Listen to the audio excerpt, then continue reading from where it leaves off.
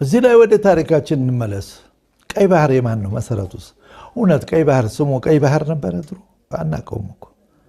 ቀይ ባህር ማለት ባህር ነጃሺ በሚባል ነበር የሚታወቀው።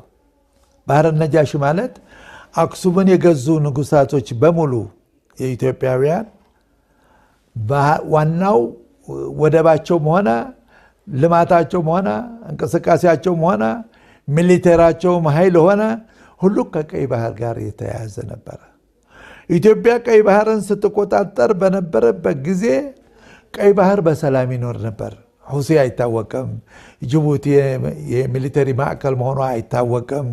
የኢራንና የእንትን ባህር ኬላ የገዝወን እንትን የኢራን በአረቡ ዓለም በምስራቅ ሳዑዲ ያለው ወደብ እሱ ሁሉ አይታወቅም ነበረ። ቀይ ባህር የሰላም ባህር ነበር። መርከቦች እንደልባቸው ይንቀሳቀሳሉ። በአጋጣሚ ሀበሻ የነበረው ስርዓት በዛን ጊዜ ከፋርስና ከኢራቅ ወይም ኢራን ሮማውያን ቀጥሎ ሶስተኛ ሀያል ሀገር በመባል ትታወቃለች። በዛ በምስራቅ ቀይ ባህር በኩል ሂጃዝ ይባል ሀገር ነበር። ሳዑዲ እኮ ከተመሰረተች ገና 95 ዓመቷ። ሂጃዝ የሚባለው አገር በብሔሮች በጎሳዎች መካከል መሪነት የሚተዳደር ነበር እንጂ ቋሚ መንግስት እኮ አልነበራቸውም። ስለዚህ የቀይ ባህርን ኃላፊነት ማስተዳደርም መቆጣጠርም ሰላሙንም መረጋጋቱንም የምትቆጣጠረው የሀበሻ ንጉስ የነበሩ እንትና አክሱም ላይ ነበረ።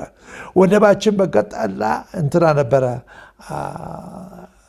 ቀይ ባህር ላይ የነበረው አዞላ ራቅ ብሎ ከሸዒባ ከሳዑዲ በኩል መጥቶ ወደ የአክሱም ንጉስ ደግሞ ዋና ወደብ ነበረ ታች ቀይ ባህር ላይ። እዛ ነበረ ሁሉ የመርከቦች የሚከማቹት እዛ ነው። የኛ ንግድ የሚንቀሳቀሰው ከዛ ነው። የውጭ ግንኙነታችን ከዛ ነው። ሰላሙን እኛ በምናስተዳድር ጊዜ ሰላሙን እናስተዳድር ነበር፣ ጠብቀን ነበር የኖር ነው። ማንም መርከብ ተደፍሮ አያውቅም። ንግዱም እንደ ልብ ይንቀሳቀስ ነበር። ይሄ ነው የኛ አሻራና የኛ ግንኙነት ከቀይ ባህር ጋር። ያንን ያዩ ምን ተከሰተ? የግብፅ እዚህ ላይ ልመጣለሁ። አሁንም የግብጾች ሴራ ቡጥሮስ ጋሊ የሚባል የተባበሩት መንግስታት ለ4 ዓመት አገልግሏል። ግብፃዊ ጅቡቲ ወስደው የአረብ ሊግ አባል አረጓት። አረበኛም ባይናገሩ ሶማሌን ወስደው የአረብ ሊግ አባል አረጓት።